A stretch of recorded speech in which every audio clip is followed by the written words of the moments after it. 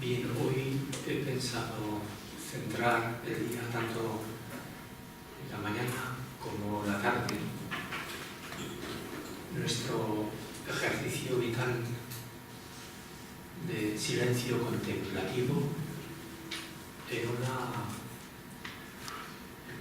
un personaje, en una biografía de un monje trapense, escritor,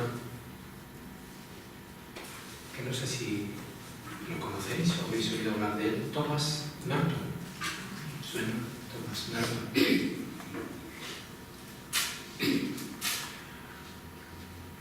Bueno, fue escritor antes y después de ser monje. Antes de ser monje y siendo monje, murió monje. Fue un gran contemplativo y a la vez activo e incluso activista. Fue un místico, profundamente místico, y fue militante social, militante contra la guerra de Vietnam en concreto.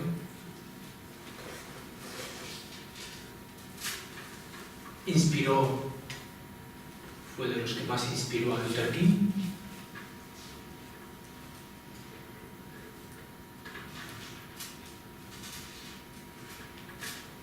Fue un monje bastante atípico. Fue un monje muy humano. Y bueno, por eso me parece que nos puede servir su historia. Su historia y algunos textos. He preparado una selección también de textos. Primero, básicamente, este rato os cuento su historia, seguida de algún texto que otro. Y por la tarde me centraré más en la lectura y un comentario muy somero de algunos de sus textos, recogidos en diversos libros. Escribió más de 70, de modo que hay donde leer y donde escoger. Fue uno de los escritores americanos más importantes de su tiempo, del siglo XX, mediados del siglo XX. Considerado entre los dos poetas más importantes de su época.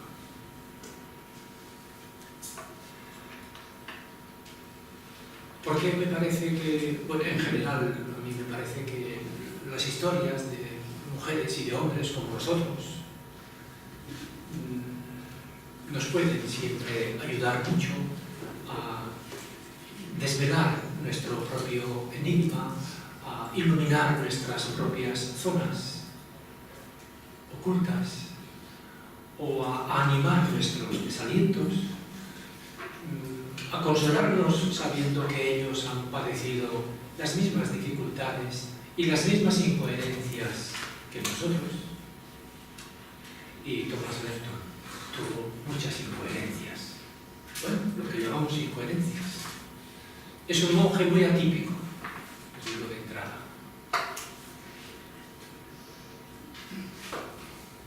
Y tuvo sus luchas. Si debía ser un monje más convencional, intentó serlo, pero no pudo. Y siguió su camino atípico de monje trapense, escritor, militante. Y rompió con la clausura en todos los sentidos. Por eso me parece que, bueno, y más en estos tiempos, una figura como tan humana en su sensibilidad, tan humana en su lucidez, tan humana en su compromiso y solidaridad comprometida, y tan humana pues en sus ambigüedades profundas, en sus debilidades también, y en su franqueza. Una figura muy humana. Bueno, pues creo que a mí me sirve, ojalá nos pueda servir también a vosotras, a vosotros. Sobre lo atípico de su figura, pues es muy expresivo un biógrafo suyo que cuando acababa de escribir o estaba escribiendo una biografía sobre Thomas Merton,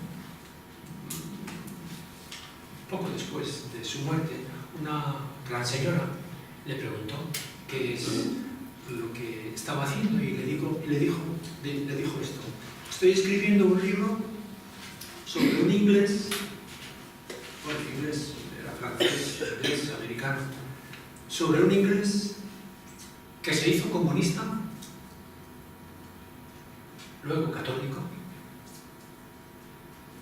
más tarde monje trapense y finalmente budista.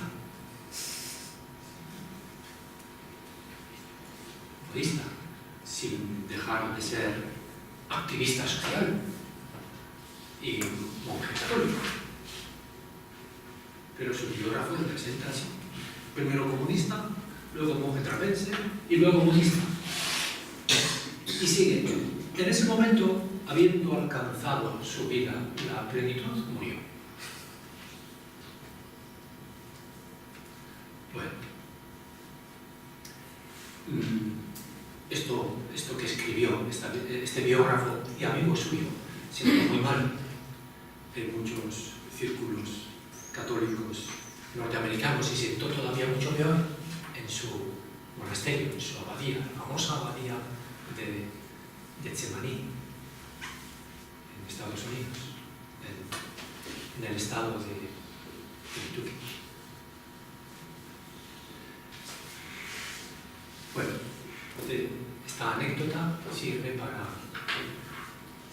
recordar que Merton fue un gran enigma para sí mismo y para sus compañeros monjes y para tantísimos y tantísimas que le conocieron, porque era una celebridad como escritor, y no solo como escritor. Bien, pues un experto historiador de los monasterios benedictinos y de los benedictinos en general escribe sobre Thomas Merton estas palabras: es un mundo, un universo, lleno de luces y sombras, de afirmaciones rotundas y de dudas lacerantes. ¿Quién fue realmente Thomas Merton? Ni él mismo logró dilucidarlo.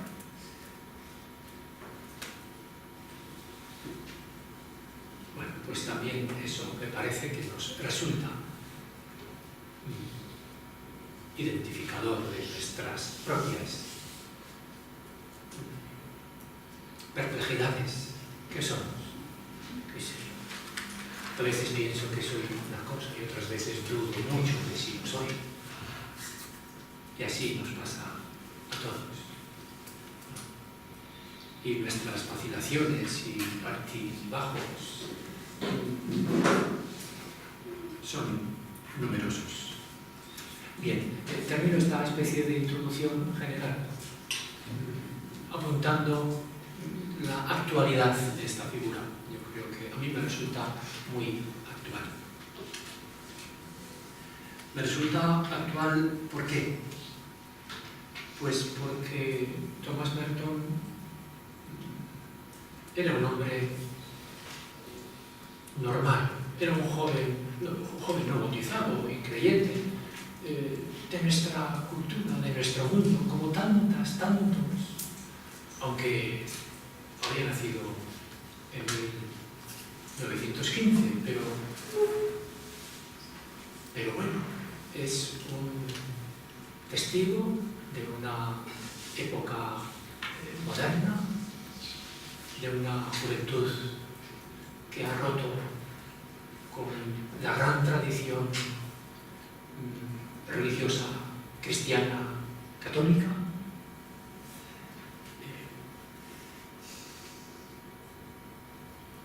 de una enorme sensibilidad,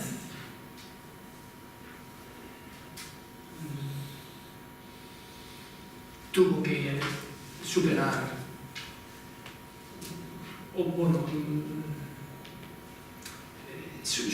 superó en buena parte muchas convenciones religiosas tradicionales, siendo monje. En segundo lugar, me parece también que es una figura actual, por ser, como os he dicho al principio, profundamente contemplativo y activo a la vez. Un contemplativo que lo sea de verdad tiene que ser transformador de la sociedad, porque contemplar no es mirar, contemplar es mirar con mirada transformadora, o con una mirada que implica toda la vida, toda la persona, toda la acción. Una espiritualidad contemplativa. Pero una espiritualidad contemplativa, diría en tercer lugar, no solo interreligiosa. A Thomas Merton, a partir de un momento, le interesó muchísimo el conocimiento de otras tradiciones religiosas y se las apañó, siendo monje trapista, para entrar en contacto con otras tradiciones, en contacto directo, no solamente literario, con otras tradiciones religiosas. Y como os apuntaba ayer, yo creo que todo contacto real, profundo, auténtico, todo diálogo con otras religiones al final transforma nuestra propia manera de vivir nuestra tradición religiosa, sin renunciar a ella, si queréis, pero a la vez sin aferrarnos a ella, es decir, ahondando.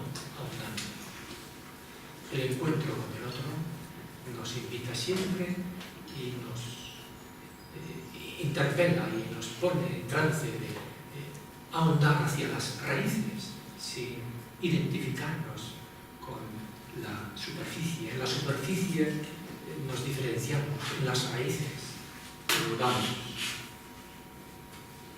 Y eso hace que yo cambie mi manera de ser cristiano, católico, o incluso monje trapense, sin dejar de serlo. Hay quien deja de serlo, pero no hay por qué. Pero hay que serlo más de fondo. ¿No? Volveríamos a lo de más allá de la creencia y de la incredulidad que decía ayer, nos decía ayer, la bobilla amorosa, la bobilla mística. Bueno, con su lenguaje tal vez demasiado radical. El radicalismo es siempre una tentación de los mejores. Los mejores, bueno, es una forma de decir, pero se trata de temperamento y de manera de ser. Llevan muy a menudo la tentación del radicalismo, de la heroicidad, pero eso está muy cerca del ego que se quiere autoafirmar. Yo voy a ser el mejor, voy a ser un héroe. Bueno, en fin, la bobilla no es nada heroica, pero su discurso es muy radical y eso es un peligro. Hay que liberarse del perfeccionismo y de la radicalidad. Thomas Merton tuvo esta tentación de la radicalidad y no cayó en ella, no porque no quiso, sino porque no pudo. No pudo. Pero bueno, eso es indicio también de buena salud. Pagó el precio. En cuarto lugar, me parece que la figura de Thomas Merton es actual porque encarna una espiritualidad política. Siendo monje trapense, una espiritualidad política. Y no puede ser de otra forma si es realmente espiritual, como Jesús. Vaya si fue espiritualidad política la de Jesús.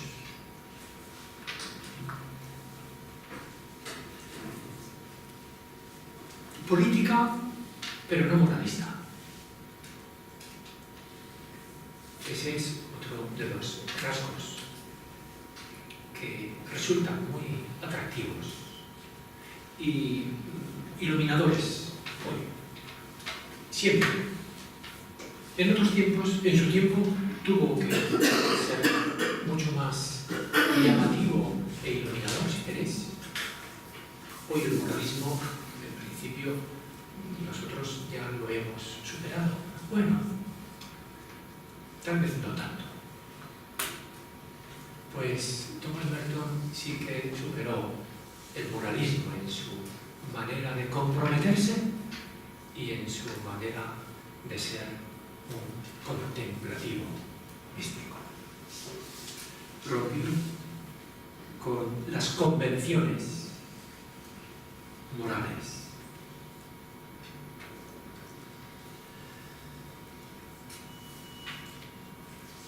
Superó la culpabilidad. En definitiva, llegó a ser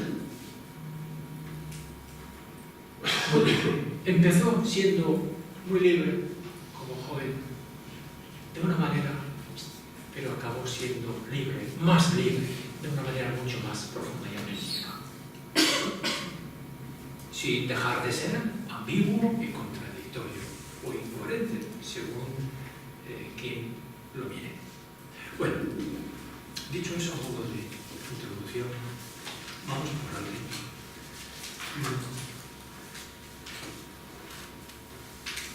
Thomas Merton nació en Prat, en Francia, en 1915. Su madre era norteamericana y su padre era neozelandés. Nació pues en Francia, pero creció en Inglaterra, estudió primero en Inglaterra, después en Cambridge, después en Columbia, en Nueva York.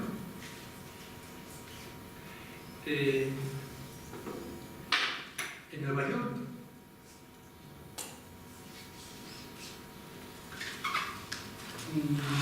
tuvo una relación con una amiga y con esa amiga tuvo un hijo. Y esta es una de las páginas que nos dejan un tanto desconcertados.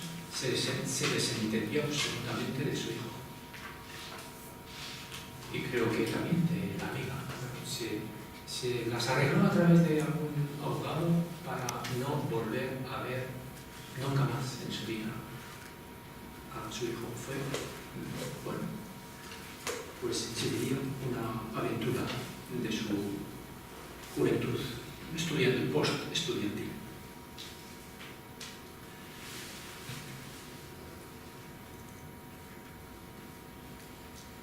Al final de sus estudios,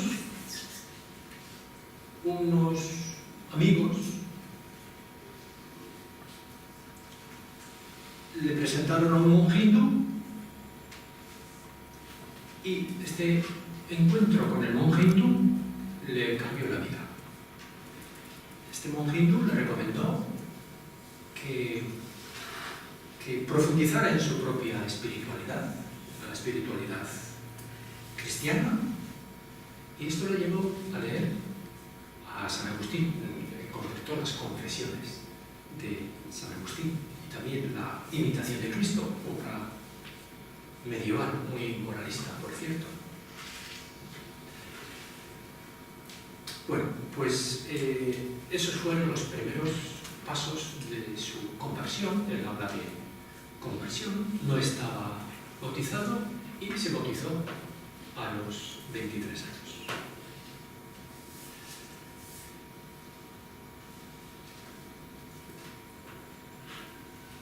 A partir de este momento, de su bautismo, de su conversión, empezó a rondarle en la cabeza la idea de la vida monástica o la vida religiosa.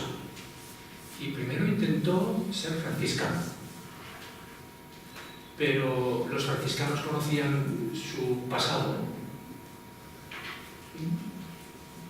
Lo menos que se puede decir es que había muchos interrogantes en la moralidad de su vida juvenil, hasta tenía 23 años todavía, y le dijeron que no era apto para ser franciscano, como si San Francisco hubiese sido otra cosa, y qué sé yo. Bueno, pues, pero entonces él conoció la comunidad, el monasterio de Getsemaní, y quedó fascinado por esa vida.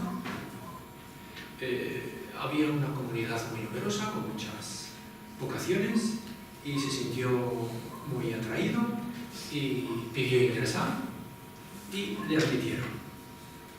Y él vivió este proceso de ingreso en el monasterio trapense como una ruptura. Quiso romper con su vida pasada, o incluso tal vez con lo que era, que es lo peligroso. No se puede romper con lo que somos. Transformarnos relativamente, pero romper negando, no hay que negar nada. Nada de lo que somos, nada de lo que hemos sido, nada de lo que hemos hecho, no hay que negar nada. Todo lo que se niega queda ahí y se vuelve un foco infeccioso. Bueno, él quiso romper por su vida anterior, regaló sus ropas, todos sus libros, se quiso olvidar de todas sus aspiraciones de ser, ya era un escritor, una gran promesa de escritor. Quiso romper con todo eso y en 1942 ingresó en el monasterio a los 27 años.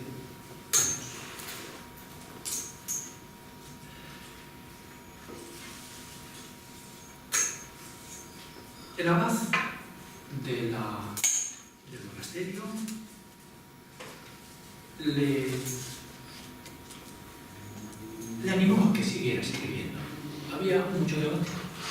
Muchos trapenses pensaban que un monje no debía escribir libros. Pero este abad era más moderno y quería que Tomás Merton siguiera desarrollando ese carisma suyo, ¿no? Para bien espiritual, se diría, de sus lectores.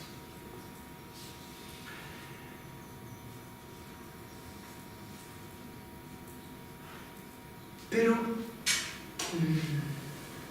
fue Tomás Merton mismo el que no lo veía claro.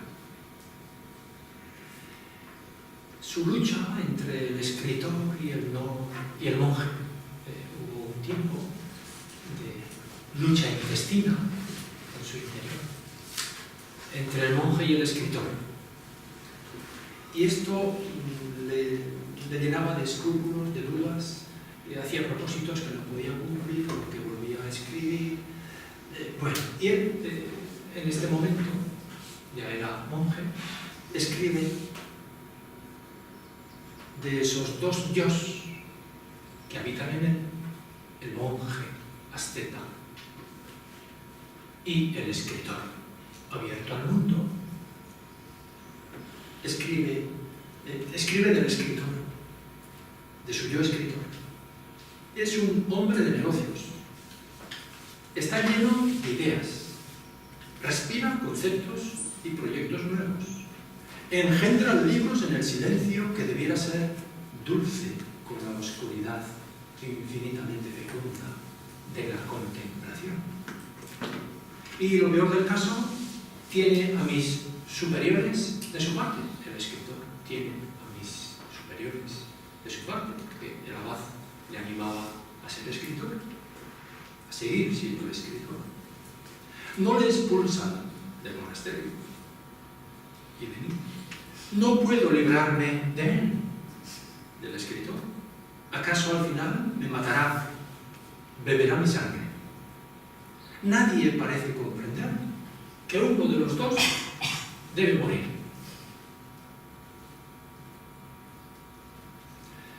Pues no fue el escritor el que murió, sino todo lo contrario. Por una serie de circunstancias y de relaciones de fuera, que era muy conocido ya como escritor, le invitaron o le urgieron a que contase su historia en una autobiografía. Tenía todavía 28 años, o 30, o 31. Que contase su historia. La cúpula de la orden era muy desfavorable a que este hombre contase su historia. Iba a ser un escándalo para los lectores de la historia, de la biografía de un monje trapense, ¿no? Pero su abad le animaba a escribir su historia. Escribió, tenía una enorme facilidad y estilo, buen estilo. Escribió esa autobiografía suya, pero y se la envió a mucha gente, se la leyeron también algunos compañeros del monasterio y no pudieron aceptarlo tal cual. Él la tituló La montaña de los 7 círculos, famosísima obra La montaña de los 7 círculos, su autobiografía. Tuvo muchos problemas con la censura de la orden trapense. Había en su vida, decían, para ser un trapense y para contarlo así, demasiado sexo, demasiado alcohol, demasiadas revelaciones sobre la vida del monasterio, revelaciones críticas, ¿no? Entonces, todo eso no se podía tolerar, total. Que después de mucho recortar, corregir y edulcorar el texto, pues al final se publicó. Él tenía 33 años. Fue un éxito absoluto, fue un bestseller en Estados Unidos y en otros muchos países, traducida a 28 lenguas. Bueno, pero este éxito, claro, le sumergió también relaciones, correspondencias, le desbordó su propio éxito. Solo el atender al correo, pues fijaos. Y la lucha interior que se le agudizó.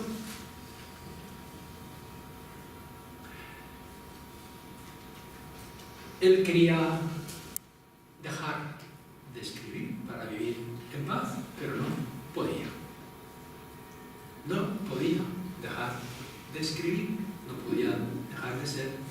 lo que era, que eso también es muy ambiguo. Al final decidió por seguir escribiendo, aceptó escribir como vocación suya, o como doble vocación, vocación monástica, contemplativa y vocación literaria para el bien de las almas.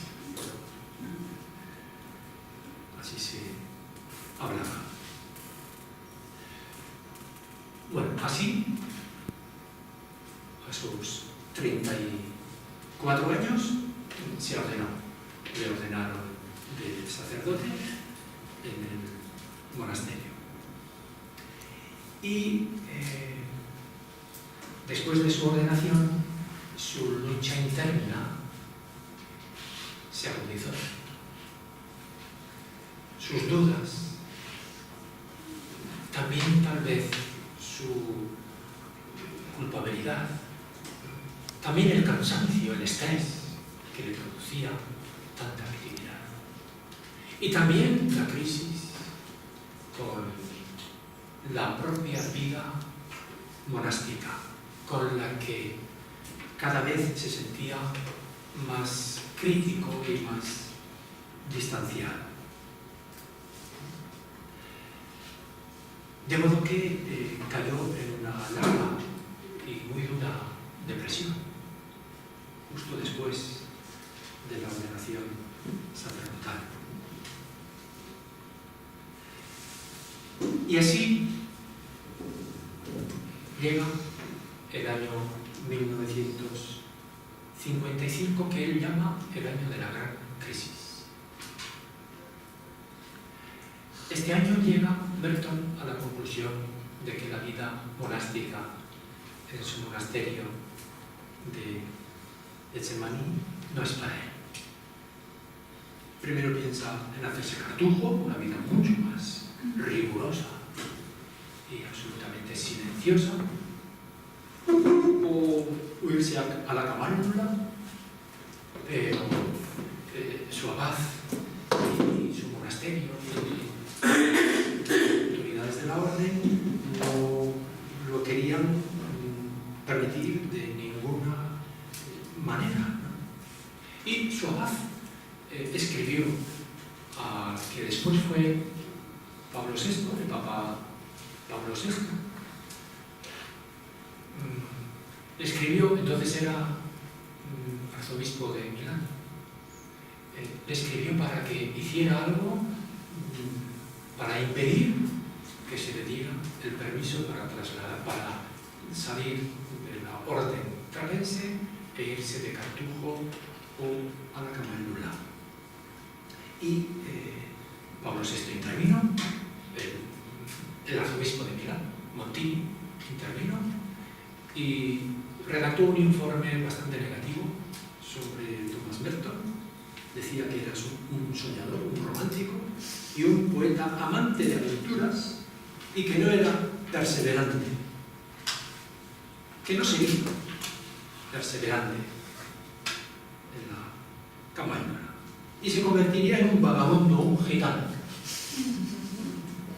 Total, que no se le concedió el permiso para hacerse cartujo. Le nombraron incluso maestro de novicios. Pasó unos años de relativa tranquilidad. Pero en el año 60, pues en sus escritos se da un cambio muy drástico de estilo literario. El monje recogido, contemplativo, que disertaba sobre la vida de oración, sobre la contemplación, y lo hace muy bien. Semillas de contemplación, nuevas semillas de contemplación, la experiencia interior, son libros sabrosísimos, que se leen con mucho provecho hoy. Bueno, pues de pronto apareció un monje escritor muy agresivo, muy vociferante, activista social, pacifista, crítico social furibundo, en defensa de la paz, en contra de la energía nuclear, en contra del apartheid, de los negros. Bueno. Y su interés por la vida monástica se iba trasladando cada vez más a otras religiones. Se convertía en interés por otras religiones. Los lamas tibetanos, el budismo, el monacato hindú.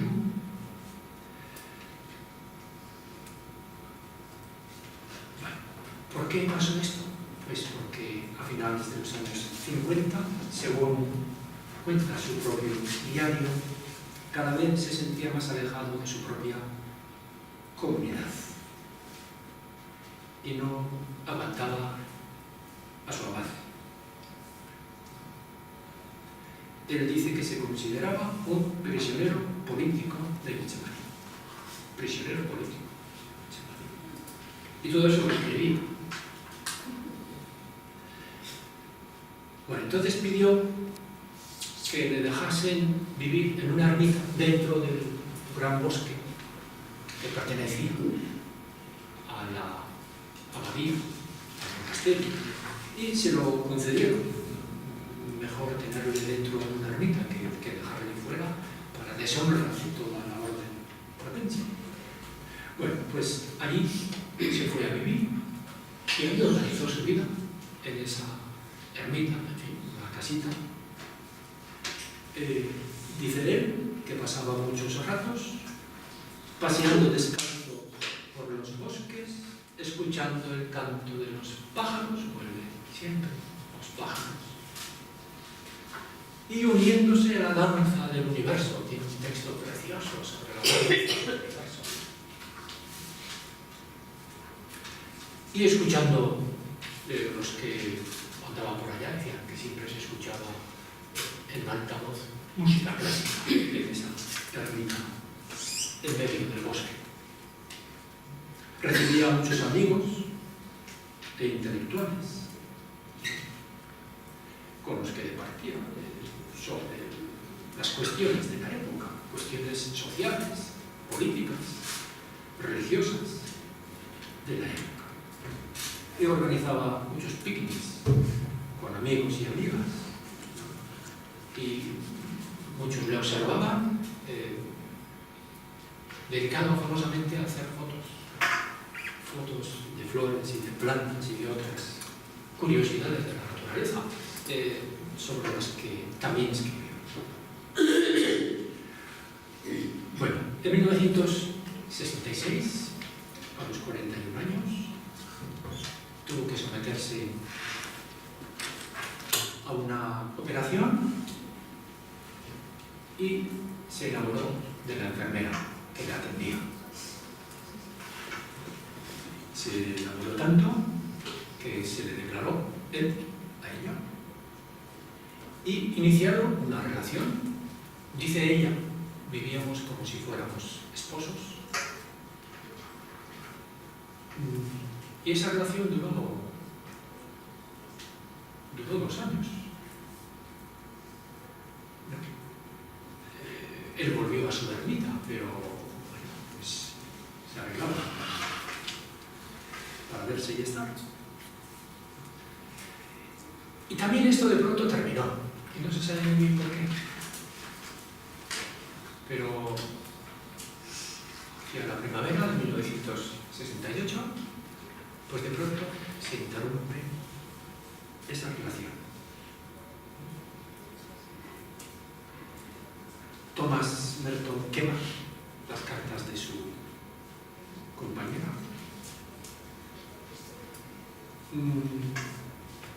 Y en ese momento él, tal vez por esto rompió también, no se sabe. Dejó la clausura, en fin, de hecho, no que dejase de ser monje. Es que entonces el nuevo abad de su monasterio le autorizó a dar conferencias y a tomar parte en simposios y en asambleas interreligiosas. Y a dar conferencias porque le invitaban de muchos lugares. Y le invitó incluso a fundar una especie de nueva ermita perteneciente al monasterio, pero independiente o autónoma a la vez, y le dijo, pues búscate un sitio para fundar una ermita con ermitaños monjes de diversos monasterios. Viajó por California, hasta Alaska, etc. Pero el viaje que le interesaba de verdad era otro. Era el viaje al Oriente. Y lo digo también porque el motivo del Oriente sale aquí muchas veces y me parece que hoy es muy importante el diálogo con Oriente, el diálogo espiritual con Oriente, el enriquecimiento con Oriente. No para abandonar nuestra tradición, que tampoco es occidental, también nuestra tradición es oriental, ¿no? Nuestra tradición, Jesús es judío, y Israel y Palestina son Oriente. Pero bueno, es verdad que todo el vocabulario y todo el constructo teológico y ritual y canónico e institucional del cristianismo se ha desarrollado en Occidente. Roma y el mundo germánico y la filosofía greco-europea. Bueno, pero para entonces Thomas Merton soñaba mucho en Oriente. Y en eso le llevó la invitación de promover una gran conferencia en Bangkok, en Tailandia. Y aprovechó para no solamente ir a Tailandia, sino hacer un gran viaje por todo ese mundo del que él dice: voy al lugar donde nunca he estado corporalmente, Oriente. Voy al lugar. Había descubierto por la literatura espiritual, religiosa, que el Oriente era su hogar, o al menos también era su hogar. Fue a Calcuta, Nueva Delhi, la India, estuvo en Ceilán, Singapur, estuvo en el Tíbet, en el Himalaya. Bueno, y dice al final sobre una visita que hizo a los grandes budas yacentes de Ceilán, escribe: mientras contemplaba estas figuras, de pronto, casi con violencia, fui limpiamente liberado de la habitual semilimitada visión de las cosas, y una claridad, una irradiación se hizo evidente y obvia. No sé si en toda mi vida había experimentado semejante sensación de belleza y autenticidad espiritual, fluyendo juntas en una misma iluminación estética. Ceilán, ante estatuas yacentes de Budas, 1968. Al final del año da su gran conferencia en Bangkok y después de la conferencia y después de aquel largo periplo que la había precedido, se retira a descansar. Y a la mañana siguiente, o unas horas más tarde, por la tarde, le encontraron tendido en el suelo con una quemadura del costado derecho, muerto. Y no saben cómo murió. Encontraron muerto. ¿Cómo murió? Algunos dicen que es lo que se dice normalmente, que murió electrocutado. Debió de tocar no sé, el ventilador, o entonces se electrocutó. Pero hay muchas dudas sobre esa versión. En concreto, pues se le debió encontrar una herida sangrante en la parte de atrás de la cabeza. Nunca le hicieron ninguna autopsia, sospechoso, y muchos sospechan que fue la CIA el que le asesinó. ¿Sí? Fue la CIA. La CIA. Motivos, en fin, motivos, entre comillas, tenía la CIA, pues porque era el gran animador de muchos movimientos de protesta contra la guerra del Vietnam. Colaboró con Thich Nhat Hanh estrechamente contra la guerra del Vietnam. Thich Nhat Hanh en Estados Unidos y Thomas Merton también en Estados Unidos, pero en estos meses o en esta época en la propia Asia. Bueno, y su lucha contra el apartheid racial se ha cumplido. Fue sepultado y sigue sepultado en su monasterio de Chemaní, en Estados Unidos. En La montaña de los 7 círculos, su autobiografía, escribe, y con esto termino esa biografía de Thomas Merton. Escribe: mi madre quería que yo fuese independiente y que no corriera con el rebaño. Tenía que ser original, individual, poseer carácter e ideales propios. Pues su madre estaría contenta. Sí, yo.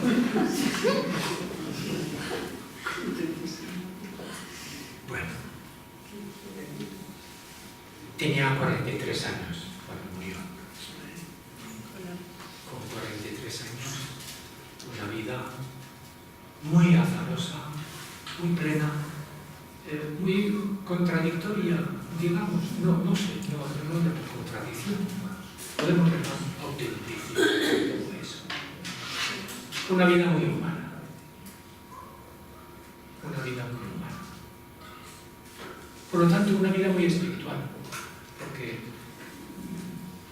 como nuestro paisano María Corri dice, espiritualidad es cualidad humana profunda. Y aquí hay una cualidad humana profunda en sus luces y en sus sombras. Y nosotros no queramos ser otra cosa.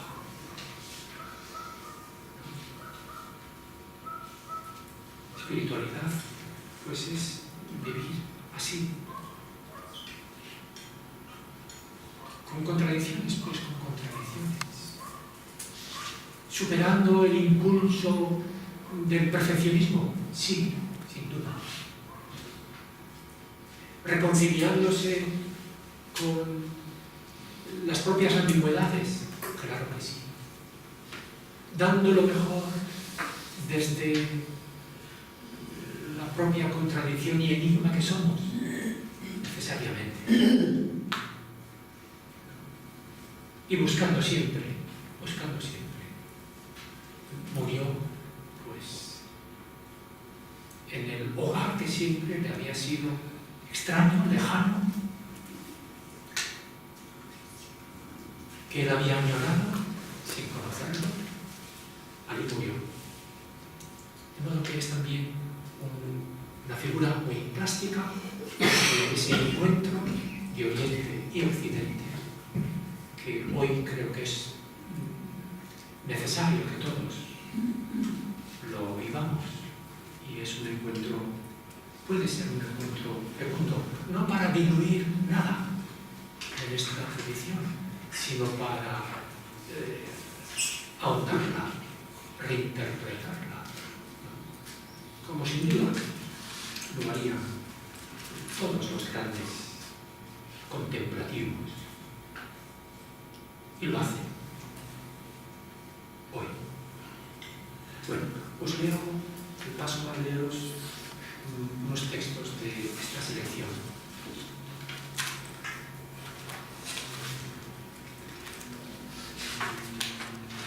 Escribe sobre su conversión, su autobiografía, La montaña de los 7 círculos.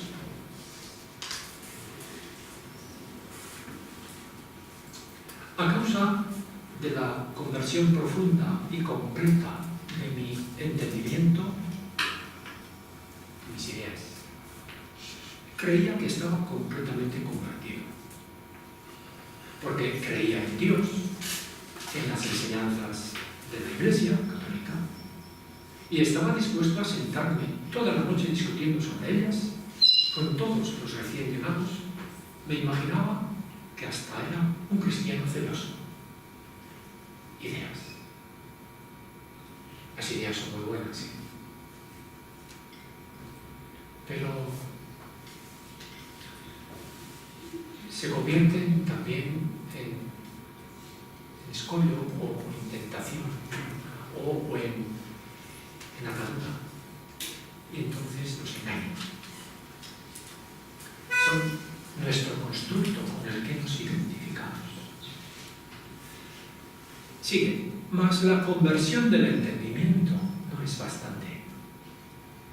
En tanto la voluntad, la domina voluntad, la señora voluntad, no perteneciese completamente a Dios, hasta la conversión intelectual estaba condenada a permanecer precaria e indefinida. La voluntad, y no solo el entendimiento. Pero bueno, tampoco la voluntad como... esto lo escribe a los 31 años, 31 años. Hay que compartir la voluntad, sí, pero en los años siguientes yo creo que fue descubriendo que la conversión de la voluntad no es la conversión al empeño, no es la conversión voluntarista, no es la conversión perfeccionista, sino que ha de ser la conversión del gusto,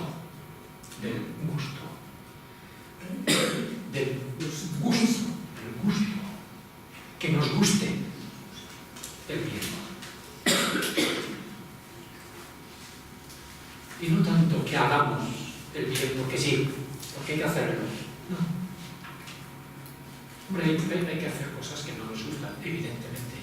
Pero ojalá que solo lo hagamos inspirados por un gusto más profundo, movidos por un gusto más profundo.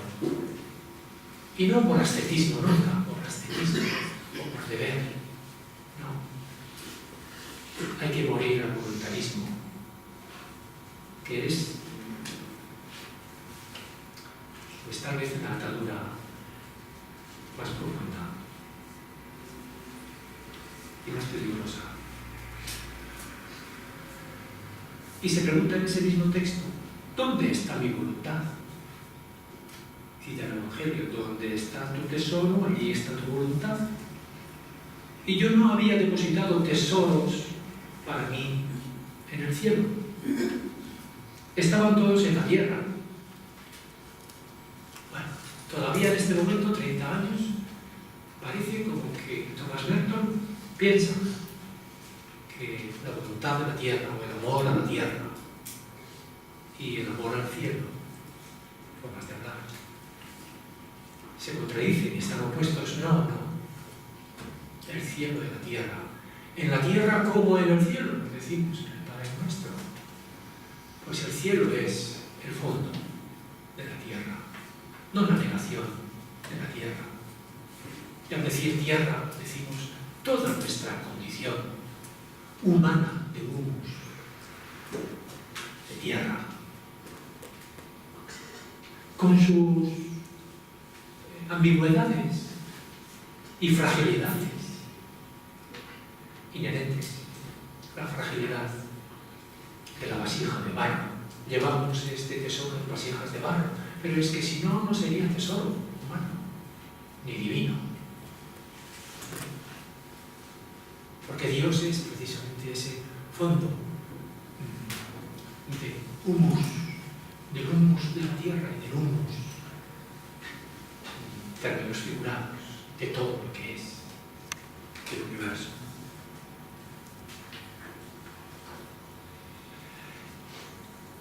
En la misma autobiografía escribe, en cierto sentido, también con esto nos podemos identificar. En cierto sentido estamos siempre viajando y viajando como si no supiéramos a dónde vamos. Esto sí le describe de comienzo a fin de su vida. Estamos siempre viajando y viajando como si no supiéramos a dónde vamos. En otro sentido ya hemos llegado. Estemos donde estemos, como estemos, ya hemos llegado. No hay por qué llegar a ningún sitio. No podemos llegar a la perfección, no podemos llegar a la perfecta posesión de Dios en esta vida. Y por eso estamos siempre viajando y en tinieblas. Pero ya lo poseemos por la gracia. Y por eso en este sentido ya hemos llegado y habitamos en la luz. Dice, en el año 1943, lo había escrito antes, un monje, un joven monje de 29-30 años, ya hemos llegado. Estamos en la gracia. Siempre. Habitamos en la luz. Y termina este párrafo, pero cuán lejos tengo que ir para encontrarte a ti, en quien ya he llegado. En quien ya he llegado. Cuán lejos tengo que ir para encontrarte a ti, en quien ya he llegado. Llegamos a nosotros mismos y a Dios, que es en nosotros y en ti y en todos, dando a veces sinuosos, largos, difíciles rodeos, pero en realidad basta darse cuenta, ya hemos llegado.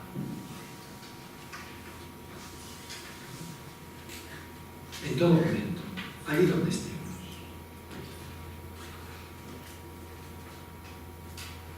Os leo un poco más sobre Jesús. En otro libro escribe, la única verdadera libertad está en el servicio a lo que se refiere a Dios, a lo que está más allá de todo límite, más allá de toda definición, más allá de toda apreciación humana, aquello que lo es todo y que por tanto no es limitado ni es algo concreto.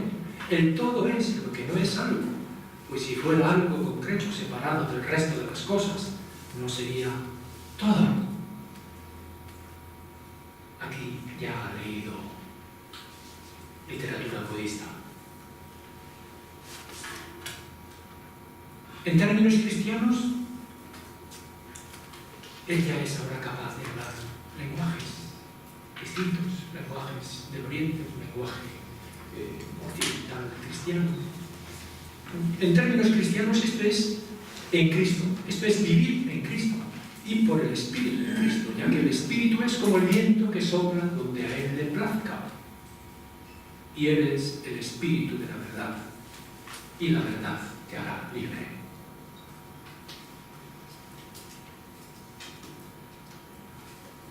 También escribe, existe un punto donde puedo encontrar a Dios en un contacto real y experiencial con su realidad infinita.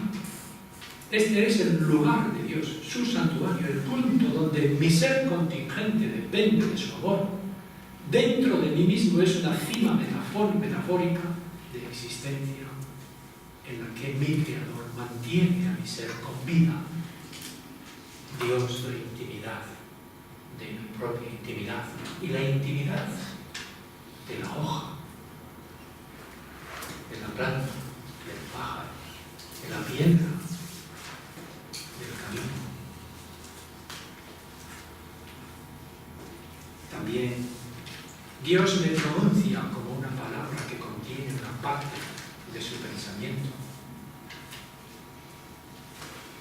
Una palabra no será nunca capaz de abarcar la voz que la pronuncia, y yo no podré nunca expresar la voz del misterio que me pronuncia Dios. Pero si soy conforme, una palabra no será nunca capaz de abarcar la voz que la pronuncia Dios.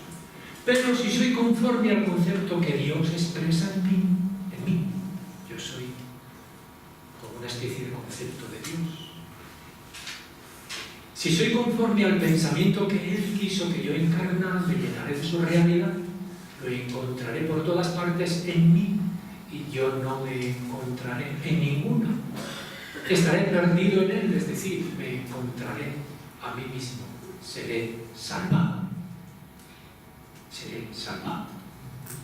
Encontrarme en ese lugar, o mirarme como palabra pronunciada, o como encarnación de Dios. Es sentirme, experimentarme como salvado.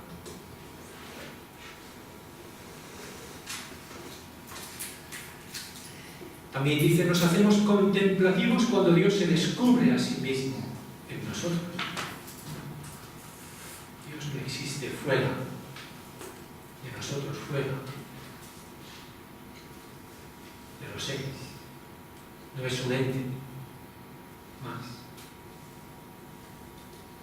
Al final el contemplativo sufre la angustia de comprender que ya no sabe qué es Dios. Tal vez entienda misericordiosamente, o tal vez no, que después de todo esto es un gran beneficio de Dios, porque Dios no es un qué, Dios no es un qué. No es una cosa, ni una persona, diríamos. Esta es precisamente una de las características esenciales de la experiencia contemplativa. Ve que no hay un qué que pueda ser llamado Dios. No hay ninguna cosa que sea Dios, porque Dios no es un qué, ni una cosa, sino un puro quién. Pero no un quién distinto de mí. Se convertiría en un ente, o dicho de otra cosa, en una cosa, porque todo quién diferente de mí está compuesto de cosas.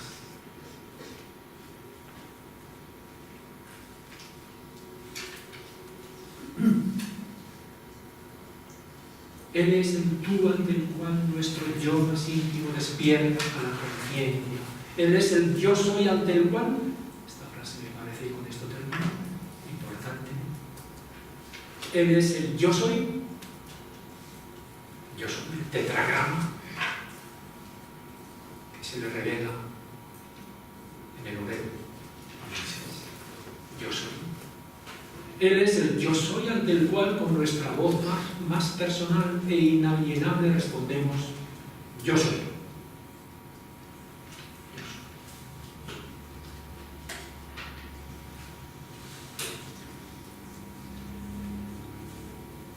Bien.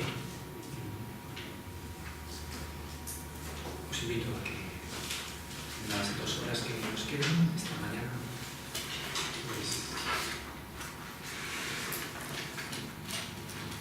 hagamos este ejercicio de mirada silenciosa a la realidad, de escucha silenciosa, de tacto silencioso, de modo que podamos decir yo soy, yo soy. La minúscula se convierte en mayúscula y la mayúscula se convierte en minúscula. Yo soy. Y nos identificamos, y nos alegramos y nos sentimos liberados por esta figura fenomenal de Tomás.